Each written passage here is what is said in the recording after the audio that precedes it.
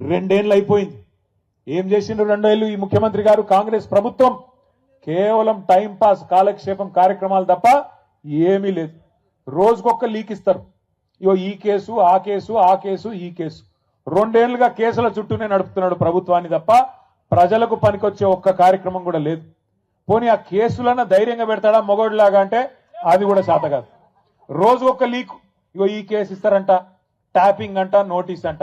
రారాదు camera ముంగటికి ముఖ్యమంత్రి దమ్ముంటే మొగాడి అయితే రా, వచ్చి చెప్పు ఇగో ఈ కేసులో కేసు పెడుతున్నా అని చెప్పు.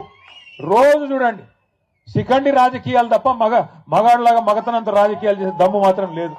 రా ముందుకు రా, కెమెరాల ముంగటికి రా. చిట్ చాట్ల వెనకాల దాక్కునుడు ఎందుకు? ముఖం ముంగ పెట్టుకొని రా ముంగటి కెమెరా ముంగటికి వచ్చి ఇగో ఈ కేసులో నేను కేసు పెడుతున్నా, నేనే పోలీసు వాళ్ళకి చెప్పినా, నోటీస్ ఇస్తున్నా, నేనే అవసరమైతే జైల్లో పెడతా అని హోంమంత్రి కూడా నువ్వే కదా, వచ్చి చెప్పు ముంగటికి వచ్చి. అది చేత కాదు. వెనకాల కూర్చొని చిట్ చాట్ల పేరిట కాలక్షేపం కబుర్ల పేరిట ఇలా టైం పాస్ చేస్తా ఉన్నాడు ముఖ్యమంత్రి. ఎందుకో కూడా మీకు తెలుసు ఈ కాలక్షేపాలు ఎందుకు, ఈ డైవర్షన్ గేమ్లు అనేది. ఎందుకంటే ఇవాళ ప్రజలు అడుగుతున్నారు 6 గ్యారంటీలంటివి 100 రోజులంటివి ఏమాయ నాయన అని అడుగుతున్నారు. సర్పంచ్ ఎన్నికల్లోనే 40% మందికి ఇవాళ బుద్ధి చెప్పినరు బ్రహ్మాండంగా కాంగ్రెస్ నాయకులను ఎక్కడికక్కడ నిలదీసిరు. అందుకే రోజొక్క టైంపాస్ కార్యక్రమం పెట్టకపోతే ప్రజలు నిలదీస్తారు, అడుగుతారు. పాలమూరు రంగారెడ్డి ఎత్తిపోతల పథకం మీద కేసీఆర్ గారు మొన్న అరటి పండు ఒలిచి నోట్లో పెట్టినట్టు రాష్ట్రం మొత్తంలోని వ్యవసాయదారులకు అర్థమయ్యేటట్టు చెప్పిండు. ఎట్లా బీఆర్ఎస్ ప్రభుత్వం 90% పనులు పూర్తి చేసింది.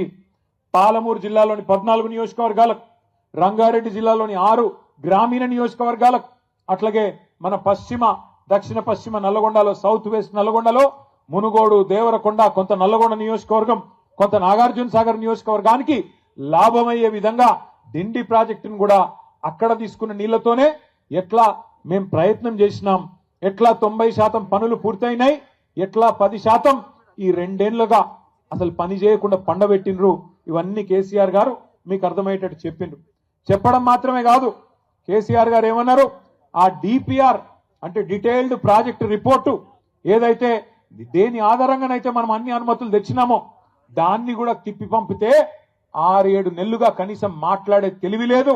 ఆఖరికి ఆ ప్రాజెక్టుని కుదించే ప్రయత్నం చేస్తున్నావు, తెలంగాణకు ముఖ్యంగా కృష్ణా నీళ్లలో అన్యాయం తలబెట్టే ప్రయత్నం చేస్తున్నామని చెప్పి కేసీఆర్ గారు గర్జిస్తే దానికి సమాధానం చెప్పే సత్తా లేదు. సత్తా లేదు కాబట్టి ఏం చేయాలి, కేసీఆర్ మీద కేసు పెడుతున్నా అని లీక్ ఇవ్వాలి. దాంతో తెల్లారి పేపర్లను కాళ్ళు పట్టుకొని తెల్లారి తాటికాయ అంత అక్షరాలతోని కేసీఆర్ కు నోటీసులు అని చెప్పి తెల్లారి పేపర్లు రాయించాలి, ప్రజల దృష్టి మల్చాలి. ఇది ఆయన ఉద్దేశం.